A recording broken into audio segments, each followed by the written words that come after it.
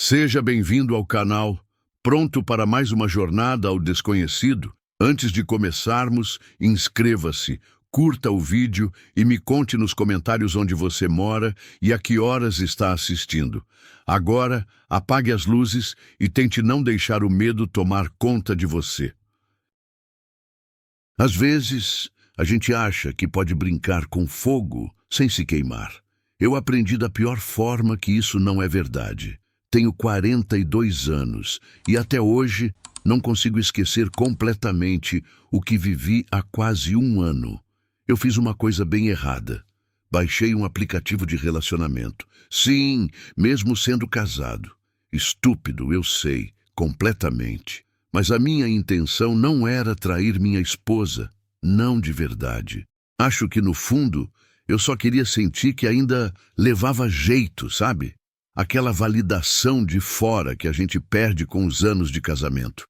Eu me casei muito novo, no comecinho dos meus 20 anos, e nunca tive aquela fase de curtição, meio inconsequente, que eu via nos filmes. Sempre ficou aquela sensação persistente de "e se?", uma pulga atrás da orelha que eu nunca consegui tirar. Não que eu fosse infeliz em casa. Minha esposa é incrível. Uma mulher forte, inteligente, e nós construímos uma vida boa e estável juntos. Acho que eu só estava numa espécie de crise de meia-idade, me perguntando o que eu poderia ter perdido. Uma lógica toda torta, eu sei, mas essa coceira entrou debaixo da minha pele e não me deixava em paz. Era uma curiosidade perigosa, um flerte com um fogo que eu sabia que podia me queimar. Enfim, um dia minha esposa acordou com uma febre absurda, daquele tipo que te deixa na dúvida se a pessoa está tremendo de frio ou queimando por dentro. Eu a levei para o hospital central da cidade. Enquanto a internavam para fazer alguns exames, fiquei vagando pelo saguão por horas. O tempo parecia se arrastar, denso e carregado de ansiedade. Não havia nada para fazer, só sentar naquelas cadeiras de plástico desconfortáveis e deixar a preocupação me consumir. Finalmente, cansado da minha própria impotência, subi para o segundo andar. Encontrei uma daquelas máquinas de lanches, sabe? Meio velhinha, ao lado de uma fileira de telefones públicos antigos, relíquias de outra era. Comprei uma lata de café gelado e fiquei ali em pé, olhando o celular para matar o tempo. E por algum motivo, naquele estado de tédio e angústia, abri o aplicativo de relacionamento, sem nenhuma intenção real, só por inércia, pelo vício de deslizar o dedo. Mandei umas mensagens genéricas, um "Oi, tudo bem?", sem esperar nada em troca. Mas então, uma resposta chegou, surpreendentemente rápido. "Você é casado?" Foi só isso. Sem cumprimento, sem emoji, sem nome, só essa pergunta direta e cortante. Aquilo me pegou totalmente de surpresa. Quem começa uma conversa assim? Fiquei olhando para a tela por um segundo, sentindo uma mistura de irritação e uma estranha curiosidade. Decidi responder com um pouco de sarcasmo. "Eu tenho 42 anos, o que você acha?" Provavelmente não foi minha frase mais inteligente, mas eu estava irritado e, na verdade, não me importava muito. Era a primeira resposta real que eu tinha recebido no aplicativo. Então pensei que talvez fosse assim que as pessoas conversavam agora, de forma direta, sem rodeios. Não queria assustá-la sendo um idiota, então adicionei rapidamente: "Sim, sou casado. É um problema?" A honestidade é a melhor política, não é? 1 ou 2 minutos depois, ela respondeu de novo. Apenas 5 palavras. "Qual o nome da sua esposa?" Lembro de encarar a mensagem e sentir um aperto estranho no peito, um frio que subiu do nada. Quem pergunta isso? Por que você precisa saber o nome dela? Meu coração disparou. Isso aqui já não era mais uma brincadeira inofensiva. Eu digitei, tentando manter a calma, mas definitivamente assustado. "Olha, isso é um pouco pessoal, você não acha?" 1 segundo depois, "Me diga o nome da sua esposa." Sem cumprimento, sem explicação, só a mesma exigência estranha e fria. Naquele momento, me arrependi profundamente de ter dito que era casado. Pensei, sim, Eu sei que estava fazendo algo errado, mas não esperava esse tipo de lição de moral. Respondi: eu não vou te dizer isso. Não a menos que você me explique por que está me perguntando isso de novo e de novo. Mas então, a mesma mensagem exata chegou novamente. Me diga o nome da sua esposa. Aquilo foi o limite para mim. Aquela curiosidade esquisita tinha se transformado em um medo real e palpável. Já nem parecia mais que eu estava conversando com uma pessoa de verdade, mas sim com alguém que copiava e colava a mesma frase para brincar com a minha mente. Fechei o aplicativo e apertei o botão de bloquear. Seja lá que jogo estranho fosse esse, eu não queria mais jogar. Joguei a lata de café vazia na lixeira de recicláveis e voltei em direção à sala de espera. Eu não queria mais ficar naquele canto perto da máquina de lanches. O clima tinha mudado. Parecia esquisito, como se as luzes estivessem um pouco mais fracas ou algo assim. Apertei o botão do elevador e esperei, olhando meu reflexo nas portas de metal, enquanto tentava me livrar daquela inquietação. Quando o elevador finalmente apitou e abriu, dei um pulo de susto. Havia alguém lá dentro. Eu esperava que estivesse vazio, então entrei automaticamente e quase bati nela.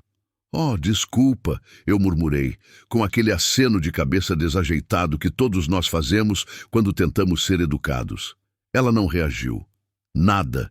Ela parecia vazia, sem expressão, sem reação nenhuma. Só estava lá, parada no meio do elevador, como um manequim que alguém esqueceu de guardar. O olhar dela era vago, fixo em algum ponto além de mim. E então ela falou. A voz dela era monótona, sem nenhuma entonação, quase robótica. Me diga o nome da sua esposa.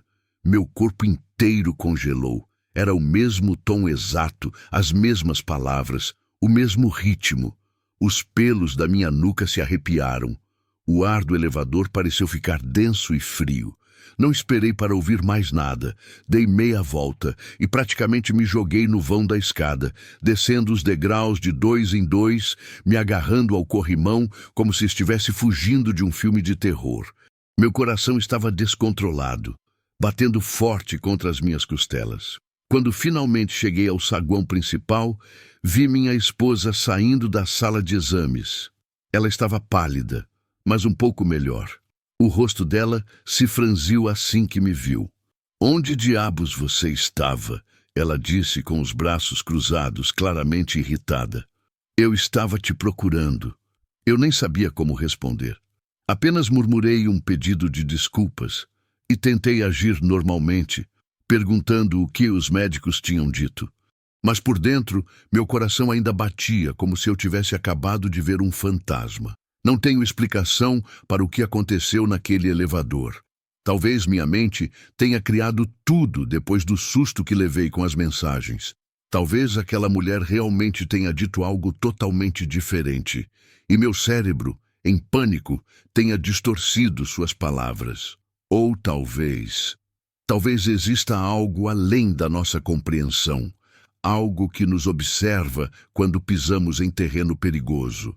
O aplicativo foi deletado no instante em que cheguei em casa. Nunca mais baixei nada parecido. Não traí minha esposa naquele dia, nem nunca trairei. Mas o medo que senti foi real demais para ser ignorado, como se algo tivesse me dado um aviso que eu não podia desobedecer. Se você algum dia sentir vontade de testar os limites, de ver até onde pode ir sem consequências, pense 2 vezes. Pense que há coisas neste mundo que não perdoam curiosidade. Há portas que, uma vez abertas, não podem mais ser fechadas. E há um tipo de terror que gruda em você como uma sombra, te lembrando todos os dias de que você teve sorte, dessa vez.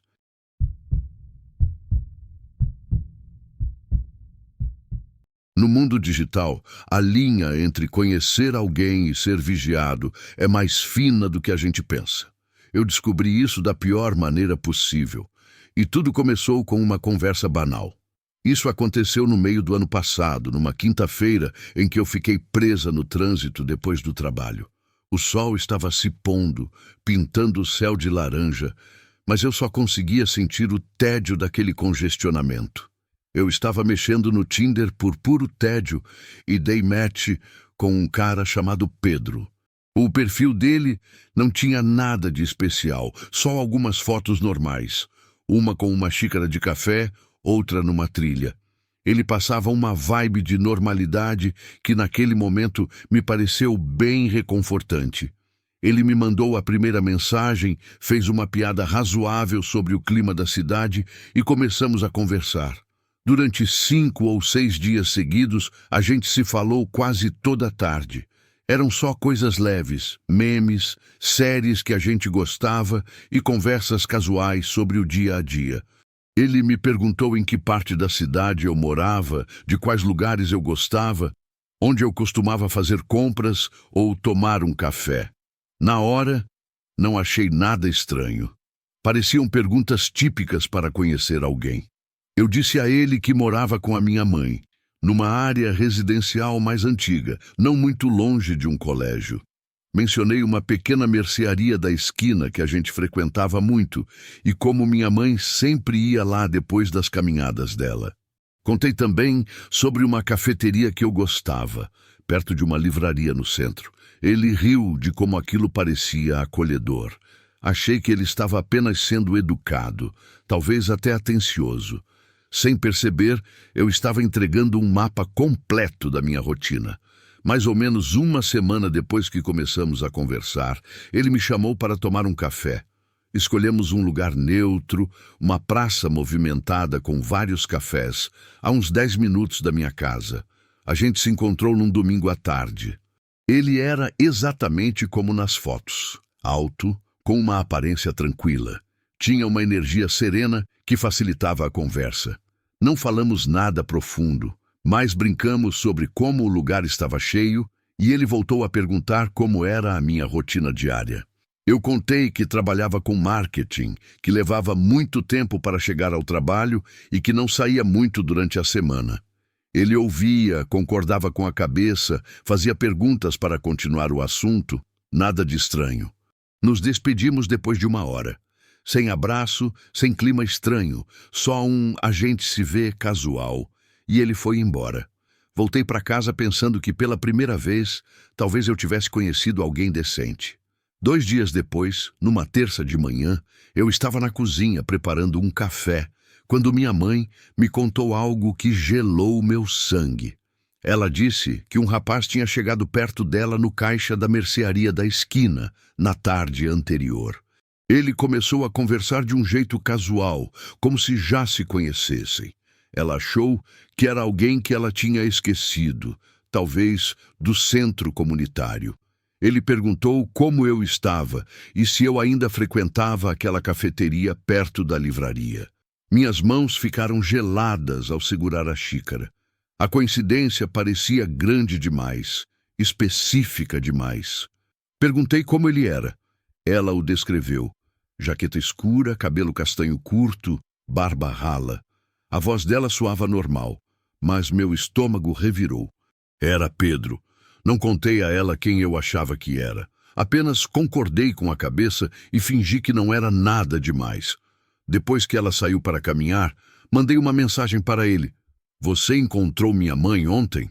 Ele respondeu 10 minutos depois, só com uma figurinha de risada e um "que mundo pequeno". Fiquei relendo aquilo. O tom parecia casual demais, rápido demais. Pensei em todas as perguntas que ele tinha me feito sobre onde eu morava, qual mercearia a gente usava, com que frequência íamos lá. Tinha parecido inofensivo na época. Agora, não mais. Mas eu disse a mim mesma que provavelmente era só uma coincidência bizarra. Talvez ele realmente a tivesse visto por acaso. A mercearia ficava numa área pequena e ele morava perto, ou pelo menos foi o que ele disse quando demos match. Mesmo assim, eu não conseguia tirar aquela sensação ruim de mim. A inquietação não me deixava em paz. Tentei não exagerar. Não contei à minha mãe o que estava pensando, mas mais tarde naquela noite, enquanto ela assistia às suas séries na sala, eu ativei discretamente o rastreamento de localização no celular dela, só por precaução. 3 dias depois, abri o aplicativo por costume e vi o perfil dele de novo. Só que desta vez, dizia que ele estava a apenas 200 metros de distância. Eu nem deslizei para o lado, só fiquei encarando a distância. Meu coração começou a acelerar. Mandei uma mensagem rápida: estou ocupada agora. Ele respondeu em segundos: só estou dando uma volta por aqui. Pensei em passar aí para te ver. Eu não tinha dado meu endereço a ele, nem mesmo o nome da minha rua. Antes que eu pudesse responder, outra mensagem chegou. Era uma foto, a entrada do meu prédio, tirada do outro lado da rua. Gosto do seu prédio. É bem aconchegante por dentro, não é? Dizia a mensagem. Meu celular caiu da minha mão quando começou a tocar logo em seguida. Não consegui atender. Deixei vibrar até parar e me forcei a respirar. Minhas mãos não paravam de tremer. Bloqueei o número dele, apaguei o aplicativo e disse à minha mãe para não abrir a porta para ninguém que ela não reconhecesse. Não dei explicações, só disse que tinha alguém agindo de forma estranha. Naquela madrugada, por volta de 1 hora, ouvi um barulho baixinho vindo da porta da frente. Parecia que alguém estava na entrada do prédio. Ouvi o som característico dos botões do interfone sendo pressionados, um de cada vez devagar. Não era alguém tocando para um apartamento específico. Era alguém testando. Me arrastei até o corredor. Olhei pelo olho mágico, mas não vi ninguém diretamente na porta do apartamento. Abri o aplicativo da câmera da entrada do prédio no meu celular. A imagem estava embaçada, escura demais para distinguir um rosto. Só consegui ver uma silhueta parada bem perto do interfone, imóvel, como uma estátua. De manhã, desci para checar a caixa de correio. Ao lado da entrada do prédio, em cima do muro baixo onde ficam as caixas, havia um copo de papel do mesmo café onde tínhamos ido no nosso primeiro e único encontro. A logo estava manchada pela condensação, mas eu reconheci na hora. Estava vazio. Era uma mensagem. Um troféu. Tirei o dia de folga no trabalho e fui à delegacia. Imprimi as conversas, a foto do meu prédio e as capturas de tela do aplicativo. O policial ouviu tudo, folheando as páginas, e então levantou o olhar e disse: olha, aqui não tem nenhuma ameaça direta, nada ilegal ainda. Perguntei o que eu deveria fazer. Ele sugeriu que eu continuasse registrando qualquer contato e tentasse não ficar sozinha. Se ele aparecer de novo, disse ele, nos ligue imediatamente. Passei a manhã toda lá. Voltei para casa no meio da tarde, antes de escurecer. Fiquei do lado de fora do prédio por um tempo, observando a área, mas não vi nada. Subi os degraus e me virei em direção à minha porta. Foi então que o vi. Pedro estava parado no topo da escada, encostado na porta do meu apartamento, como se fosse dele. Tranquilo, como se estivesse esperando um amigo.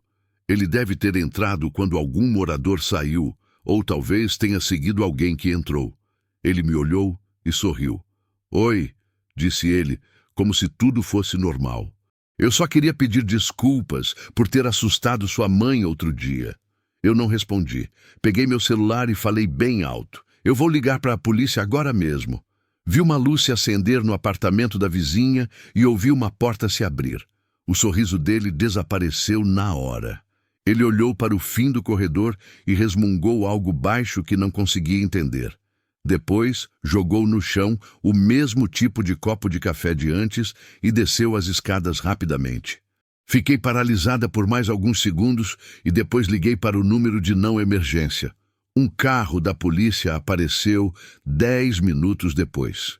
Dei o mesmo relato. Acrescentei o que tinha acontecido na minha porta e, desta vez, registrei queixa por assédio e perseguição. Uma semana depois, recebi uma ligação da delegacia.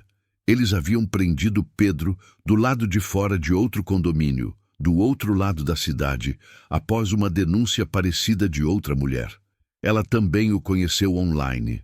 Ele apareceu perto do trabalho dela e perguntou sobre os pais dela, usando os nomes deles. O policial explicou que ele tinha um padrão. Sempre focava em mulheres que compartilhavam detalhes da vida familiar online. Segundo a investigação, Ele justificava suas ações, dizendo que conhecer esses detalhes o fazia se sentir conectado às vítimas. Consegui uma medida protetiva. Ele não podia chegar a menos de 100 metros de mim ou da minha casa. Não podiam prendê-lo por muito tempo, mas agora ele estava sendo vigiado. Depois disso, revisei todos os meus aplicativos e apaguei qualquer coisa que revelasse minha localização. Sem mais marcações geográficas, nomes de lojas ou menções a ruas. Deixei todas as minhas contas privadas. Minha mãe instalou uma segunda fechadura na porta.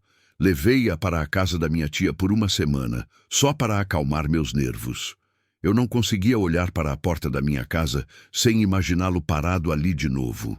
Agora eu entendo que privacidade não é paranoia, é proteção. Cada pequeno detalhe que compartilhamos pode se transformar em uma trilha que leva direto à nossa porta. E quando percebemos que alguém seguiu essas migalhas até nós, já é tarde demais. A sensação de segurança que tínhamos era só uma ilusão que criamos ao acreditar que estranhos na internet continuam sendo apenas isso, estranhos.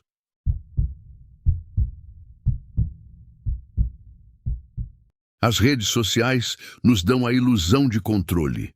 Podemos escolher o que mostrar, o que esconder, quem deixar entrar, mas a verdade é que do outro lado da tela nunca temos certeza de quem realmente está nos observando.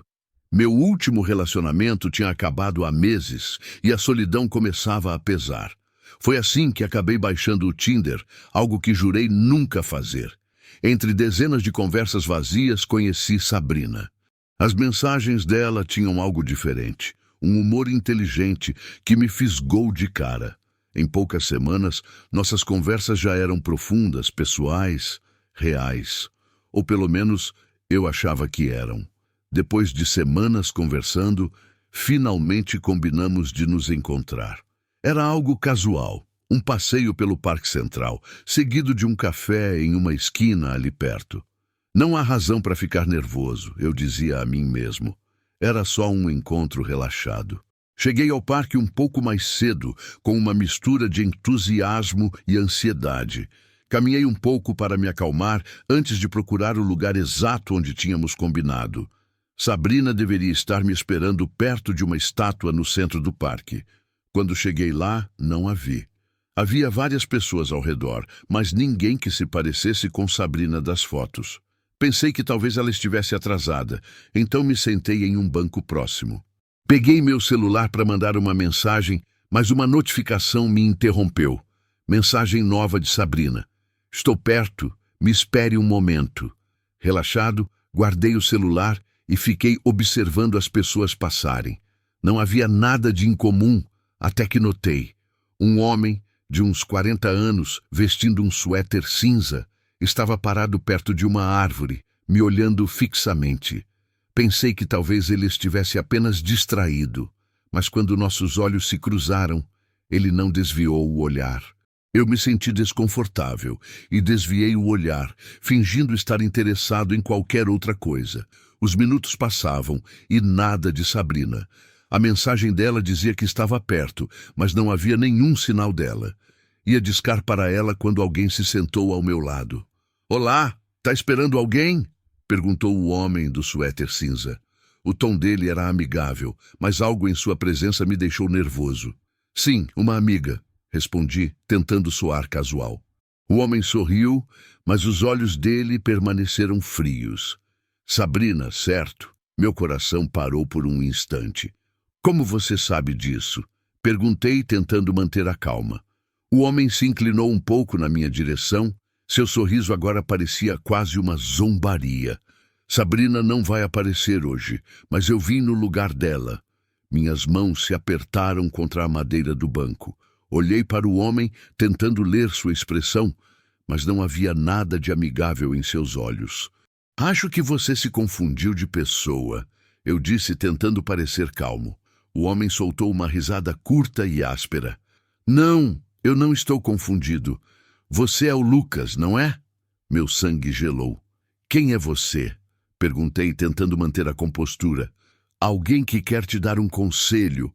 Pare de confiar tanto no que você vê online. Nem todo mundo é quem diz ser. O tom dele era ameaçador, mas calculado, como se estivesse aproveitando o controle que tinha sobre a situação.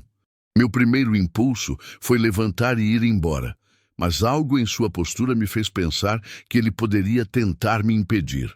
Não sei do que você está falando, respondi, tentando desviar da conversa.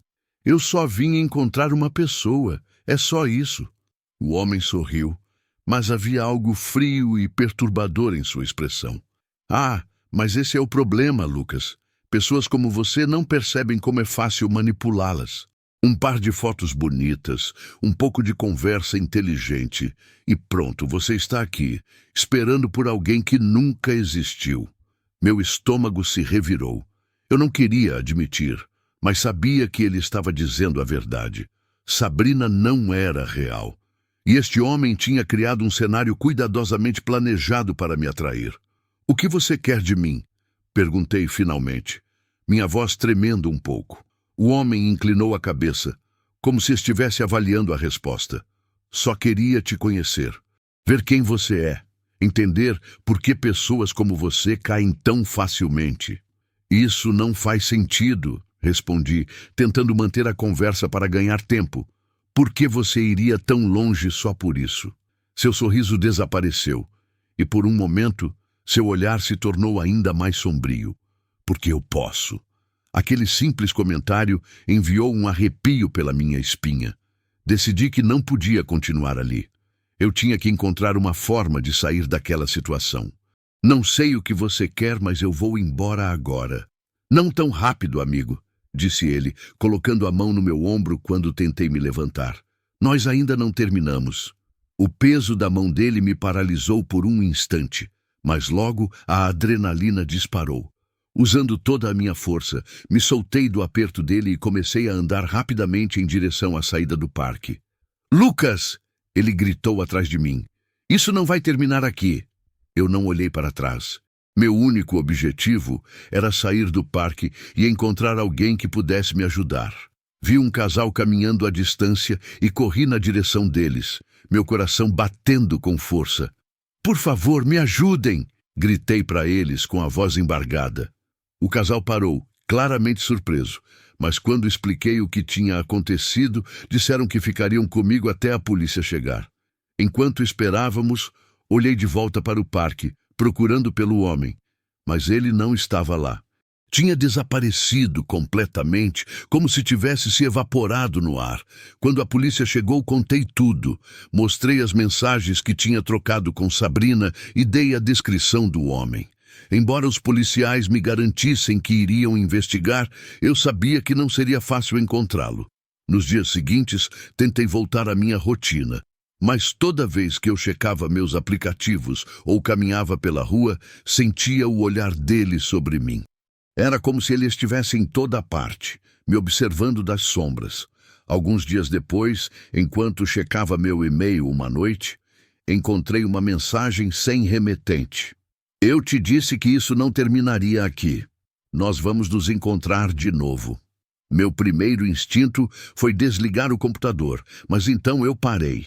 Eu não ia deixar aquele homem ditar a minha vida. Mudei todas as minhas senhas, deletei os aplicativos de namoro e decidi tomar medidas para proteger minha privacidade online. Eu sabia que ainda havia muito a ser resolvido, mas também sabia que não estava sozinho. Tinha aprendido uma lição valiosa. A confiança não se ganha através de uma tela, e eu deveria sempre ouvir meu instinto. Os dias depois daquele e-mail foram perturbadores. Embora eu tentasse me convencer de que estava tomando as precauções necessárias, o medo continuava por perto. Cada barulho fora do meu apartamento, cada notificação no meu celular me fazia sentir que ele estava perto. Uma noite, depois de um dia particularmente longo no trabalho, decidi sair para caminhar e espairecer. Escolhi um caminho movimentado, cheio de luzes e gente, mas não consegui evitar a sensação de estar sendo observado. Minha paranoia estava aumentando, e o pior era que eu não conseguia distinguir se estava em perigo real ou se minha mente estava me pregando peças. Quando cheguei em casa, verifiquei todas as fechaduras, um hábito que se tornou constante desde aquele encontro. Me certifiquei de que todas as janelas estavam trancadas, e então ouvi algo, uma leve batida na janela da varanda. Meu corpo ficou tenso na mesma hora. Não podia ter sido o vento, o vidro estava completamente fechado. Me aproximei lentamente, tentando não fazer barulho. Quando afastei a cortina, não vi nada, apenas a rua vazia lá embaixo. Calma, Lucas, você só está imaginando coisas, eu disse para mim mesmo em voz baixa. Voltei para o sofá, tentando me acalmar, mas meu coração continuava acelerado. Foi então que notei algo que não estava ali antes. Meu notebook estava ligado e eu tinha certeza de que o havia desligado. Me aproximei com cuidado e vi que havia um arquivo aberto na tela. Era um documento em branco com uma única frase escrita. Eu te disse que nós nos encontraríamos de novo. O terror tomou conta de mim. Fechei o notebook com força e comecei a procurar algo que pudesse usar como arma. Uma faca da cozinha, um pedaço de pau, qualquer coisa que me fizesse sentir menos indefeso. Então, ouvi o barulho da porta do corredor. Alguém estava tentando forçá-la. Minha respiração ficou irregular enquanto eu recuava para a sala. O som continuou por mais alguns segundos, até que finalmente parou. Fiquei imóvel, esperando. De repente, meu celular começou a tocar. A tela mostrava um número desconhecido. Hesitei por um momento, mas finalmente atendi. Quem é? Perguntei, minha voz mal saindo, um sussurro. Já se esqueceu de mim? Disse a voz do outro lado. Sem dúvida nenhuma, a voz do homem do parque. Fiquei paralisado, incapaz de responder. Você deveria checar seu e-mail, Lucas. Deixei uma coisa interessante para você. Ele desligou antes que eu pudesse dizer mais alguma coisa. Com as mãos trêmulas, abri meu e-mail no celular. Havia uma nova mensagem com um arquivo anexo. Ao abri-lo, minha própria imagem apareceu na tela. Era uma foto minha, tirada de fora do meu apartamento, naquele exato momento. Espiei pela janela, mas não vi ninguém. O medo era insuportável. Decidi que não podia mais enfrentar isso sozinho. Peguei o telefone e liguei para a polícia, explicando o que tinha acontecido. Embora no início eles parecessem céticos, prometeram enviar uma viatura para investigar. Quando chegaram, eles revistaram a área e encontraram sinais de que alguém esteve do lado de fora, mas nenhuma prova concreta de quem era. Se ele entrar em contato de novo, nos ligue imediatamente, disseram antes de ir embora. Naquela noite, eu não consegui dormir. Mas uma coisa estava clara. Eu não ia deixar aquele homem continuar controlando a minha vida. Aquela noite foi a mais longa da minha vida. Embora a polícia tenha prometido aumentar as patrulhas na minha área, eu não conseguia ignorar a sensação de que ele ainda estava lá fora, me observando, esperando que eu baixasse a guarda. Mas algo dentro de mim mudou, enquanto o relógio avançava lentamente. Percebi que não podia mais continuar vivendo com medo. Na manhã seguinte, tomei medidas concretas. Mudei todas as minhas senhas, deletei qualquer rastro meu nas redes sociais e parei de usar aplicativos que pudessem me expor. Também contatei um especialista em cibersegurança para verificar meus dispositivos. Quando ele terminou, me olhou com seriedade. Estavam te vigiando, disse ele apontando para uma pequena câmera instalada no meu laptop. Isso não é algo que alguém faz por acidente. Meu coração parou por um momento, mas a frase seguinte dele me devolveu um pouco de esperança. Ele não pode mais acessar nada. Você está seguro, por enquanto, mas tome cuidado com o que você compartilha no futuro. Apesar de a ameaça tecnológica estar sob controle, eu sabia que ainda faltava uma peça importante: minha estabilidade emocional. Decidi procurar apoio. Comecei a fazer terapia, algo que nunca tinha considerado antes, mas que me ajudou a processar o medo e a sensação de invasão que me acompanhavam desde aquela noite no parque. Com o tempo, aprendi a estabelecer limites, não apenas online, mas em todos os aspectos da minha vida. O medo já não ditava minhas decisões. Eu aprendi que a confiança deve ser conquistada, não entregue de bandeja, e que minha intuição é uma ferramenta muito mais poderosa do que eu imaginava. Alguns meses depois, enquanto caminhava pelo centro da cidade, vi um homem com um suéter cinza muito parecido com o do parque. Por um instante, meu coração acelerou, mas então respirei fundo. Percebi que não era ele e continuei andando. Ele não tinha mais controle sobre mim. Naquela noite, abri meu notebook para escrever um e-mail para meu terapeuta, agradecendo por sua ajuda. Ao fechar a sessão, me olhei no reflexo da tela apagada.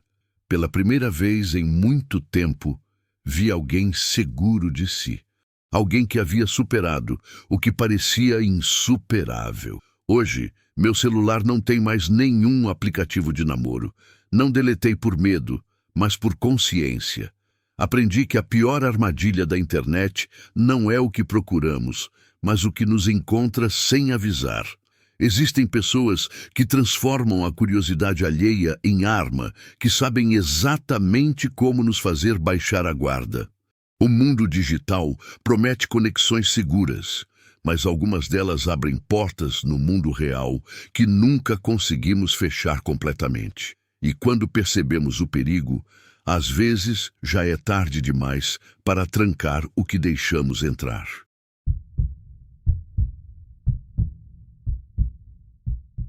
Em um mundo onde compartilhamos tudo online, quão fácil é para alguém roubar sua vida? A ameaça nem sempre vem de um link suspeito, mas de um convite para um encontro. A maioria dos perfis no Tinder era só um borrão, mas um deles chamou minha atenção. Eliana. A foto dela não era como as selfies de sempre no espelho. Ela usava um paletó escuro, um broche pequeno na lapela e tinha um olhar sério, como se não se importasse nem um pouco se as pessoas deslizavam para a direita ou não. A bio dela era curta. Dizia que trabalhava numa unidade especial e que valorizava a honestidade. Era vago o suficiente para despertar a curiosidade. Deslizei para a direita e nem pensei mais nisso, mas algumas horas depois demos match. Na mesma noite, ela mandou a primeira mensagem. Não havia nenhum tipo de flerte no jeito dela falar. Fazia perguntas diretas, com o que eu trabalhava, como era minha rotina, quais eram meus hobbies. Parecia que ela estava preenchendo um formulário. Eu até brinquei, dizendo que nunca tinha visto alguém escrever daquele jeito fora de uma entrevista de emprego. Ela respondeu com uma carinha sorrindo e disse que estava dando um tempo do jargão oficial. A gente continuou conversando pelas tardes seguintes. Ela nunca mandava áudio nem selfie, mas a escrita dela era afiada, educada e, de alguma forma, viciante. Me peguei conferindo o celular com mais frequência do que o normal. Contei a ela sobre meu trabalho com suporte técnico, sobre como eu gostava de caminhar e odiava cozinhar. Ela respondia com interesse, mas sempre voltava para assuntos relacionados a tempo. Que horas eu estava em casa, quando eu comia, se eu tinha turnos noturnos. Imaginei que o trabalho dela também exigisse horários estranhos. Depois de uma semana de conversa, ela sugeriu que a gente se encontrasse. Escolheu um pub a apenas 3 quarteirões do meu escritório. Um terreno neutro, nada chique. Eu hesitei por um segundo, mas pensei, que se dane, preciso parar de me esconder atrás das telas. O lugar era um barzinho estilo pub inglês, escondido atrás de uma farmácia. Cheguei 5 minutos adiantado e esperei perto da janela. Ela entrou no horário combinado. Paletó preto, calça jeans, botas. O cabelo preso num coque apertado. Era como na foto, mas de alguma forma, pessoalmente, ela era mais intensa. O jeito dela andar era rápido e silencioso. Ao se sentar, ela acenou com a cabeça em vez de sorrir. Suas costas ficavam retas, como se ainda estivesse em algum tipo de treinamento. Eu estendi a mão para cumprimentá-la. Ela olhou para minha mão, mas não a pegou. Abaixei a mão devagar, sem entender. Obrigado por vir, eu disse. Ela balançou a cabeça levemente. Você achou o lugar? Sim, já estive aqui antes, ela disse seca. Tentei deixar o clima mais leve. Ouvi dizer que as batatas fritas deles são boas. Está com fome? Eu já comi, ela respondeu. Em seguida, enfiou a mão no bolso interno do paletó e mostrou um cartão de plástico, rápido o suficiente apenas para eu conseguir ver um emblema nele antes que guardasse de volta. Só para você saber com quem está falando. Eu não soube o que dizer. Dei uma risadinha sem graça. Você traz um distintivo para um encontro? Isso é algum tipo de protocolo formal? Ela não respondeu. O garçom se aproximou antes que eu pudesse falar. Ela pediu 2 bebidas. Um refrigerante de limão, disse, apontando para mim. Ele vai querer o mesmo. Levantei uma sobrancelha. Você pede por mim? Ela me olhou diretamente. O álcool interfere nas leituras. Leituras? Perguntei, tentando manter um tom de brincadeira. Ela não sorriu. Às vezes eu noto pequenas coisas. O álcool atrapalha o sinal. A situação era tão estranha que uma parte de mim sentia uma curiosidade quase doentia. Que tipo de pequenas coisas? Inconsistências na linguagem corporal, microexpressões, é parte do trabalho. Ok, então, um refrigerante, eu disse, cada vez mais desconfortável. Quando o garçom trouxe as bebidas, Eliana se inclinou um pouco para a frente. Sua voz era quase um sussurro. Eu notei que o seu sorriso de antes era falso, ela disse. As pessoas escondem coisas quando sorriem assim. Eu pisquei, atônito. Ela continuou. Se você mentiu sobre sua renda, eu posso passar sua identidade no sistema por evasão fiscal. Ela disse isso de forma direta, sem mudar o tom de voz, como se fosse a coisa mais normal do mundo. Eu dei uma risada nervosa, esperando que ela sorrisse e admitisse que era uma piada. Mas ela não sorriu. Seus olhos permaneceram fixos nos meus, sem piscar, como se estivesse analisando cada respiração minha. O ar pareceu ficar mais pesado. Olhei para as bebidas e murmurei alguma coisa sobre ir ao banheiro. Quando me levantei, ela se moveu rápido, ficando no meu caminho. Antes de você ir, preciso do seu endereço, ela disse. Sua voz mais baixa, mais firme. Percebi olhares curiosos das pessoas próximas. Eu só preciso sacar um dinheiro, eu disse, tentando manter a calma. Volto logo. Ela fez uma pausa e então concordou lentamente com a cabeça. Deixe seu celular aqui, como garantia. Forcei um sorriso tenso. Claro, menti. Fiz menção de pegar o casaco. E quando ela desviou o olhar por um segundo, peguei o celular discretamente e o enfiei no bolso. Levo 2 minutos. Ela ficou me encarando como se estivesse pesando se deveria me impedir, mas finalmente acenou brevemente. Eu não esperei mais que isso. Dei meia volta e saí pela porta, mantendo um ritmo constante até virar a esquina. Então, eu corri. Não olhei para trás até já estar na metade do caminho para o metrô. Dentro do vagão, desativei o Tinder imediatamente e coloquei meu celular em modo avião. Fiquei ali sentado, respirando pelo nariz, repassando a última hora na minha cabeça. Algo estava muito, muito errado. O distintivo, as perguntas, as ameaças, tudo se encaixava perfeitamente demais para ser só um encontro ruim. Em casa, não dormi.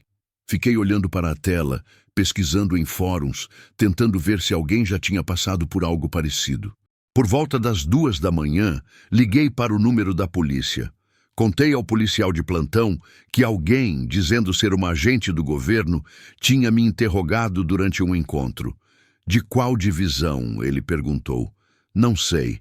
Ela mostrou um distintivo, um emblema prateado, com uma faixa azul, talvez. Houve uma pausa.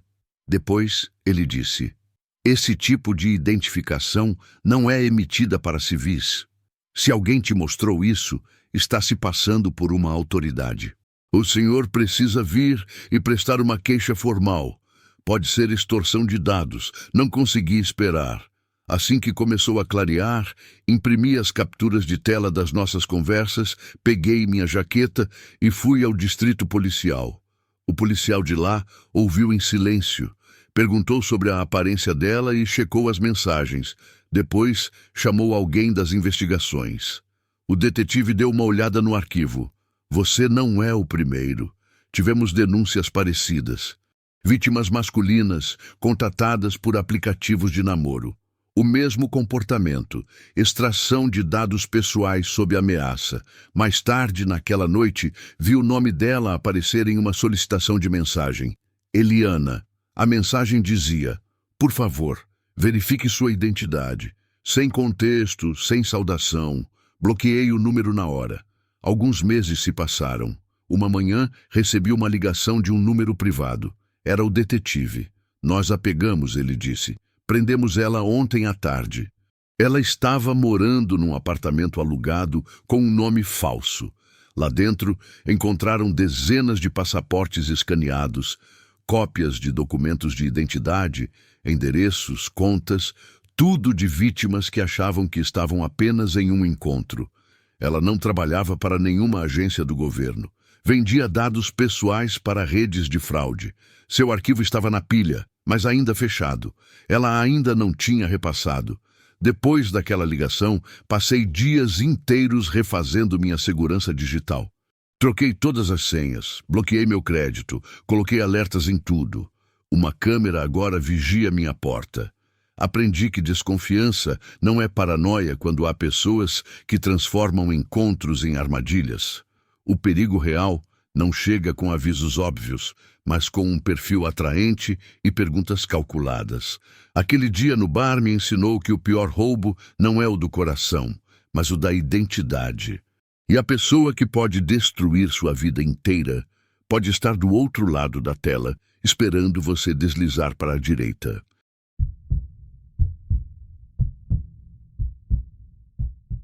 Eu sempre achei que histórias de assédio pela internet só aconteciam nos noticiários ou com conhecidos de conhecidos. Nunca imaginei que um dia eu me tornaria o alvo de um predador online. Tudo começou quando eu tinha 21 anos, uma idade em que a gente se sente invencível e ao mesmo tempo terrivelmente frágil. Eu tinha acabado de me mudar para uma cidade nova e anônima, um labirinto de concreto e vidro que era totalmente estranho para mim. Eu não conhecia ninguém. Minha vida social era um deserto, limitada às interações forçadas com meus colegas de trabalho e às conversas cansadas depois de longos turnos na cafeteria do centro. Eu morava num pequeno estúdio perto de uma linha de bonde. Um detalhe que soava pitoresco, mas que na verdade era uma fonte constante de barulho metálico que sacudia minhas janelas a toda hora. Era barulhento, sim, mas era barato. E isso era a única coisa que importava. Numa dessas noites, depois de um turno de fechamento que tinha deixado meus pés doloridos e a alma esgotada, eu estava deitada na cama, banhada pela luz azulada do meu celular. O bonde passou com um chiado agudo e nesse silêncio momentâneo que ele deixou para trás, eu abri o Tinder. Foi um ato movido mais pelo tédio e pela solidão do que por um desejo real de me conectar com alguém. Eu passava pelos perfis sem pensar muito. Um carrossel de rostos estranhos e sorrisos forçados. Foi então que eu vi um cara chamado Roberto. O perfil dele era diferente. A foto principal era nítida, profissional. Ele usava um terno cinza impecável, com um fundo do que parecia ser uma sala de conferências minimalista. Não tinha fotos borradas em um bar, nem selfies na academia. A biografia dele era concisa e pretensiosa. Advogado corporativo, café e autores clássicos. Ele parecia estar no final dos seus 20 e poucos anos.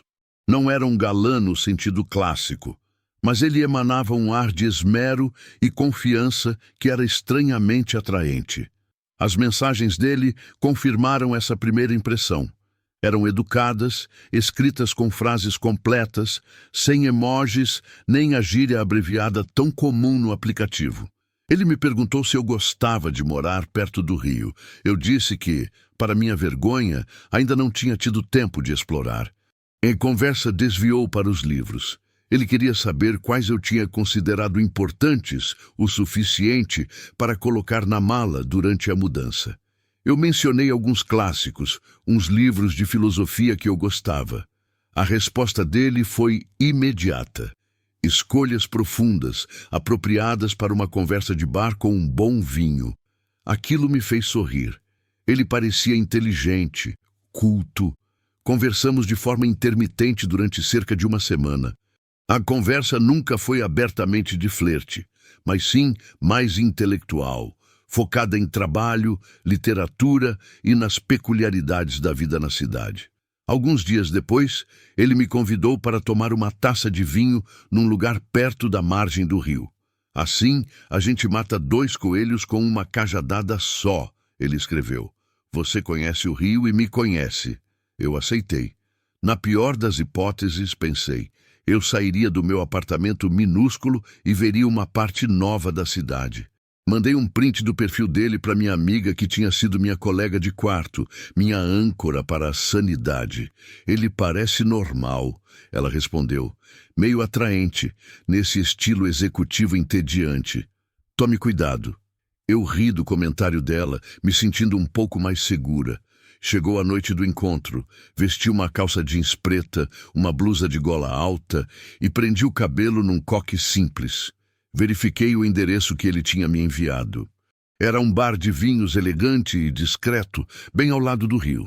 Peguei o bonde até lá e, ao chegar, achei o lugar aconchegante, com uma iluminação suave, com velas em cada mesa, criando um ambiente íntimo. Procurei pelo rosto familiar dele. Foi então que um homem sentado num canto escuro acenou para mim. Eu hesitei, confusa. Ele era muito mais velho, com pelo menos 50 anos, talvez mais. Tinha o cabelo grisalho e ralo, com uma calvície começando no topo da cabeça. Ele vestia uma calça de moletom cinza e uma jaqueta barata que não combinava em nada com o ambiente do lugar.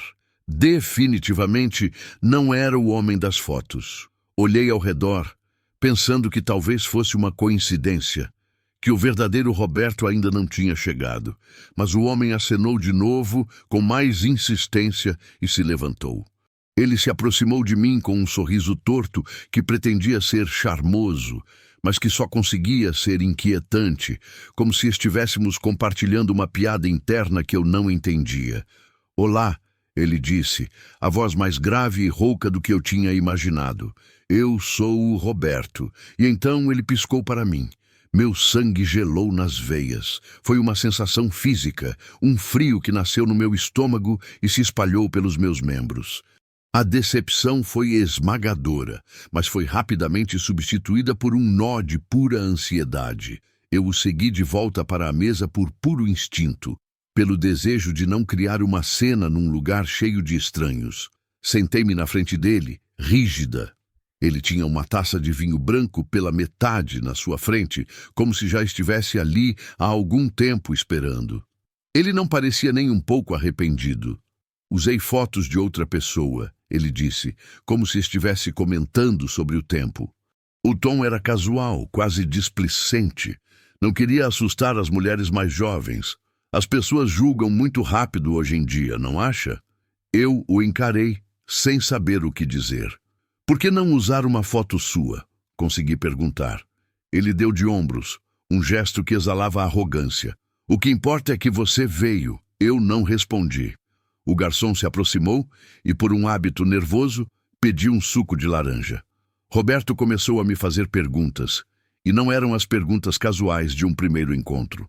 Ele queria saber quanto eu ganhava na cafeteria, quantas horas exatas eu trabalhava, se eu morava sozinha, se meu contrato era temporário.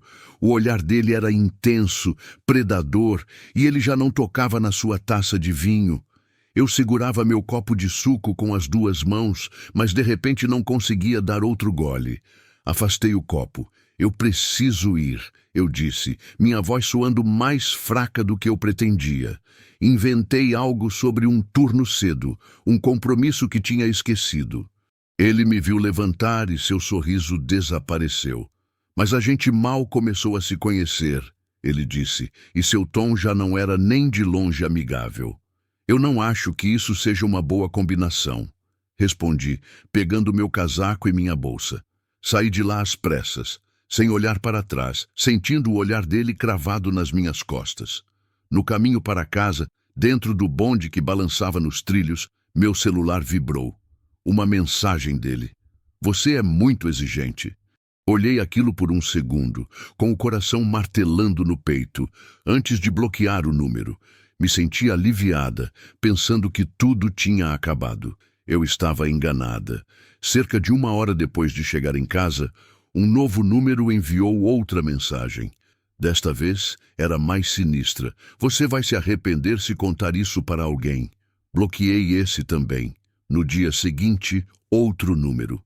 Depois outro. Cada mensagem vinha de um número novo, geralmente tarde da noite. Sempre curtas, agressivas e estranhamente pessoais. Aquela blusa de gola alta ficava bem em você. Pena que você tem tanto a esconder. Depois começaram as fotos. Fotos da porta de entrada do meu prédio, da caixa de correio com meu sobrenome visível, da parada de bonde específica que eu usava todos os dias. Nada dramático, nada explícito. Mas cada imagem era um grito silencioso que dizia: eu sei onde você está, eu estou te observando. Comecei a documentar tudo, fazendo prints de cada mensagem, salvando cada foto. Tirei print de tudo que tinha guardado e fui até a delegacia de polícia local. O policial que me atendeu mal levantou os olhos do teclado enquanto eu explicava a história com a voz trêmula.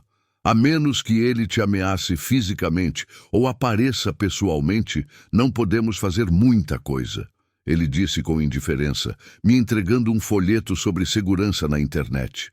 Naquela mesma noite, apavorada, fiz uma mala e me mudei temporariamente para a casa de uma colega de trabalho chamada Valentina. Não dormi muito. Minhas notificações permaneceram desativadas, mas o medo era uma presença constante. Então, meu Instagram começou a dar problema. Alguém estava tentando acessar minha conta repetidamente. Entrei e vi o horror. Várias contas novas tinham sido criadas usando meu nome com pequenas variações. Elas tinham minhas fotos, roubadas do meu perfil. As biografias eram vis e humilhantes. Uma dizia, procurando um patrocinador mais velho disposta a tudo.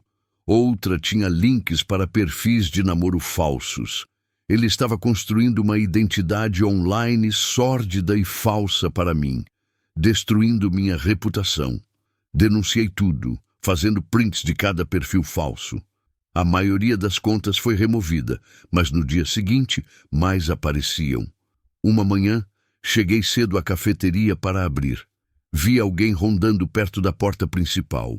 No início, pensei que era um entregador. Ele usava uma jaqueta marrom, um boné e segurava o que parecia ser uma sacola de papel para viagem. Quando abri a entrada lateral, ele já estava lá me esperando. Era o Roberto. Eu quase não o reconheci com aquela roupa de trabalho. Ele sorriu com uma expressão de triunfo. Entrega para. Ele disse meu nome e me estendeu um envelope branco e grosso. Eu não peguei. Ele acrescentou, é uma notificação judicial por difamação. Não respondi. Minha mão deslizou para debaixo do balcão e apertei o alarme silencioso. Você precisa sair daqui, eu disse, recuando em direção aos fundos da loja. Ele jogou o envelope no balcão e se virou para sair, mas não sem antes pegar o celular e tirar várias fotos do interior da cafeteria e de mim através do vidro. A segurança do prédio o deteve antes que ele chegasse longe. Eles o seguraram até a polícia chegar. Mostrei aos policiais todas as mensagens que eu tinha documentado, os prints dos perfis falsos que havia feito durante o assédio e agora o envelope. Dentro não havia nenhuma notificação judicial. Havia fotos minhas impressas das minhas redes sociais, algumas bem antigas. Em cima delas, um papel com uma única frase impressa em negrito. Você ainda vai ser minha. A polícia o levou. Ao revistá-lo, encontraram 3 celulares diferentes e um caderno pequeno. Dentro do caderno estava meu nome escrito várias e várias vezes. Ao lado, ele havia anotado datas e horários que batiam com minha escala de turnos. Que dia eu fechava a cafeteria, que dia eu abria. Ele estava monitorando todos os meus movimentos. Finalmente, foi o suficiente. Eles abriram um caso formal de assédio. Mais tarde, o detetive que cuidava do caso me ligou. Ele me explicou que tinham encontrado muito mais. Roberto era um predador em série. Ele usava fotos falsas de diferentes homens atraentes de 20 ou 30 anos, criando perfis sob medida para cada vítima. O detetive me disse que ele estava conversando com várias mulheres ao mesmo tempo, usando sempre o mesmo método. Criava uma falsa confiança intelectual, fazia perguntas pessoais para coletar dados e depois aterrorizava as vítimas se elas o rejeitassem. As mulheres que tinham compartilhado fotos íntimas, ele chantageava. O detetive me disse que eu tive sorte. Eu saí de lá antes que ele conseguisse algo mais do que umas poucas palavras e o meu endereço. Depois disso, apaguei minha vida online. Minhas fotos de perfil se tornaram paisagens anônimas. Coloquei todos os meus perfis no modo privado, deletei centenas de seguidores e apaguei postagens antigas. Agora, não me encontro com ninguém de um aplicativo a menos que tenhamos feito uma chamada de vídeo primeiro. E mesmo assim, eu verifico tudo 2 vezes. O que aconteceu comigo mudou completamente minha perspectiva sobre segurança digital e relacionamentos online. Aprendi que nossa intuição é o sistema de alerta mais valioso que temos. Aquele primeiro desconforto, aquela sensação de que algo não está certo, é o instinto de sobrevivência falando. Ignorar esses sinais pode ter consequências terríveis. Os verdadeiros predadores não usam máscaras assustadoras ou surgem de becos escuros. Eles aparecem com perfis bem elaborados, conversas educadas e promessas de conexão. A diferença entre segurança e perigo, muitas vezes, está em confiar naquele pequeno aviso interno que nos diz para parar, recuar e questionar o que está diante de nós.